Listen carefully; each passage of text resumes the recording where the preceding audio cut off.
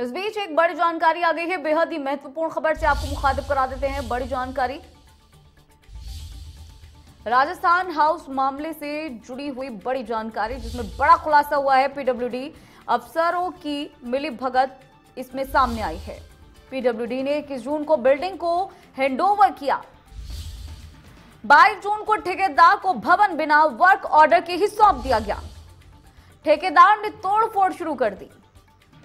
तो राजस्थान हाउस मामले से जुड़ा हुआ बड़ा खुलासा, राजस्थान हाउस मामले से जुड़ा हुआ बड़ा खुलासा, जिसमें पीडब्ल्यूडी ऑफिसर्स की मिली भगत सामने आ रही है। ये बड़ी जानकारी आपको बता रहे हैं इस वक्त। तो यहां आपको बता दें कि पीडब्ल्यूडी के जो अफसर हैं, जो ऑफिसर्स हैं, उनकी मिली भगत होने की बात निकलकर सामने आ रही है। पीडब्ल्यूडी ने ही 21 जून को बिल्डिंग को हैंडओवर किया था। 22 जून से ठेकेदार को भवन बिना वर्क ऑर्डर के सौंप दिया गया था। अब ठेकेदार ने तोड़फोड़ शुरू कर दी, जिसके बाद से पूरा मामले का खुलासा हुआ है।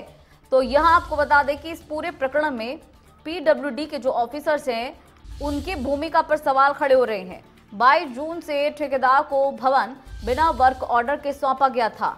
अब पीडब्ल्यूडी अफसर ठेकेदार को बचाने में जुट गए हैं। पीडब्ल्यूडी अफसरों की मिली भगत का मामला निकलकर सामने आ रहा है। और यहां आपको बता दें कि एक आईएएस का नाम भी सामने आया है। आईएएस के घर के कुछ दिन पहले ही यह निर्माण कार्य कराया गया था।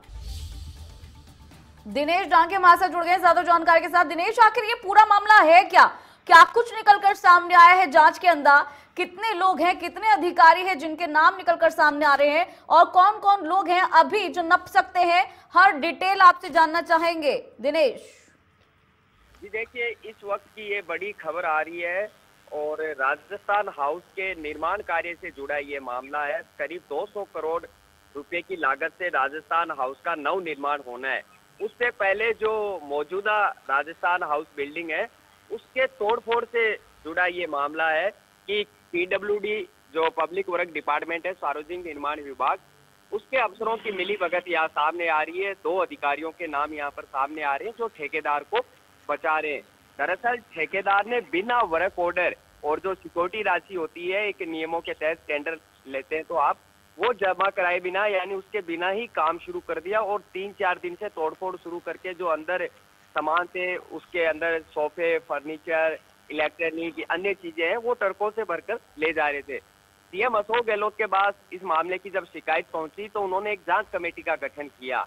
और कल जब जांच कमेटी के अधिकारी राजस्थान हाउस दिल्ली पहुंचे तो उनके साथ ठेकेदार असलम और उसके आदमी वसीम ने उनके साथ गाली गलौज की, बदतमीजी की, और उसका बाकायदा देर रात मुकदमा दर्ज हो गया है दिल्ली के तुगलक थाने में। तो उसके बाद भी ठेकेदार को बचाने की कोशिश यहाँ पीडब्ल्यूडी की तरफ से की जा रही है कि 2 दिन के बीच में छुट्टियां आ गई थी, अवकाश हो गया, जिसके चलते वो पूरी राशि जो 1 करोड़ और कुछ लाख रुपए थी वो जमा नहीं करा पाए। यानी जाहिर सी बात है, ठेकेदार बिना पीडब्ल्यूडी अफसरों की मिली भगत के अंदर जाने की हिम्मत नहीं कर सकता, तोड़फोड़ शुरू नहीं कर सकता, और वहां से कीमती सामान जो कह सकते हैं कि रेवड़ियों के भाव ही टेंडर जारी कर दिया था। और अब कल जब इस तरह मारपीट हुई, मामला थाने तक पहुंचा, तो आनंद फानन में पीडब्ल्यूडी अफसरों ने वर्क ऑर्डर जारी किए, प्रतिभूति राशि जमा कराई, खूब कोशिशें की कि ये मामला थाने तक नहीं पहुंचे।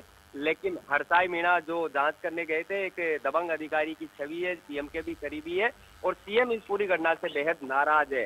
लेकिन अब भी ठेकेदार को बचाने की कोशिश की जा रही है। जाहिर सी बात है, इसके पीछे बड़ा लेन देन यहाँ पर सामने आ रहा है। वहीं जो पीडब्ल्यूडी के अधिकारी है, उनके पीछे एक बड़े आईएएस अफसर का हाथ आ रहा है। कुछ दिनों पहले इन दोनों अधिकारियों ने आईएएस अफसर के घर पर 4 से 5 लाख रुपए का निर्माण कार्य कराया था, मरम्मत का काम करवाया था, जिसके चलते उनको बचाने की कोशिश हो रही है। अब मामले में पीडब्ल्यूडी अफसरों पर गाज गिननी तय है।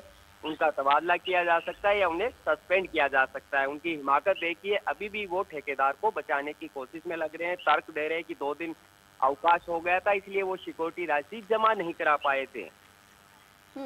तो दिनेश, जिस तरह से भी आपने जानकारी दी कि पीडब्ल्यूडी के अफसर जुड़े हो सकते हैं और उसके साथ एक आईएएस ऑफिसर का नाम भी निकलकर सामने आ रहा है, क्या नामों का खुलासा हुआ है?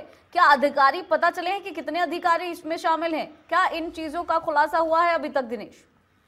जी देखिए, वो अफसर अभी दिल्ली में ही तैनात यहाँ पर बताए जा रहे हैं, बड़ी यहाँ पोस्टिंग पर है। लेकिन सीधा उनका कागजों में यानी लिखित में ऐसी मिलीभगत उनकी बिल्कुल सामने नहीं आ रही, इसलिए हम उनका अभी नाम लेना उचित नहीं समझते।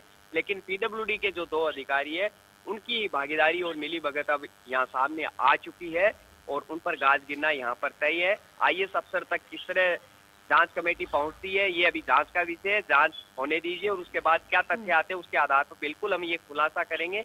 लेकिन फिलहाल हम बता रहे हैं कि किस तरह पीडब्ल्यूडी अफसर है वो ठेकेदार को बचाने में यहाँ पर जुटे हुए हैं। दिनेश, जैसा कि अभी आपने जानकारी दी कि लगातार अधिकारी चाह रहे थे कि जो मामला है थाने तक ना पहुंचे, लेकिन खुलासा हो चुका है, तो पुलिस की तरफ से अभी तक किस तरीके का एक्शन लिया गया है, जिसमें अधिकारियों के बारे में भी पता चल चुका है, एक आईएएस ऑफिसर के बारे में भी पता चल चुका है, हालांकि नामों का खुलासा नहीं हुआ है, तो पुलिस की तरफ से कार्रवाई अभी तक कितनी आगे बढ़ी है?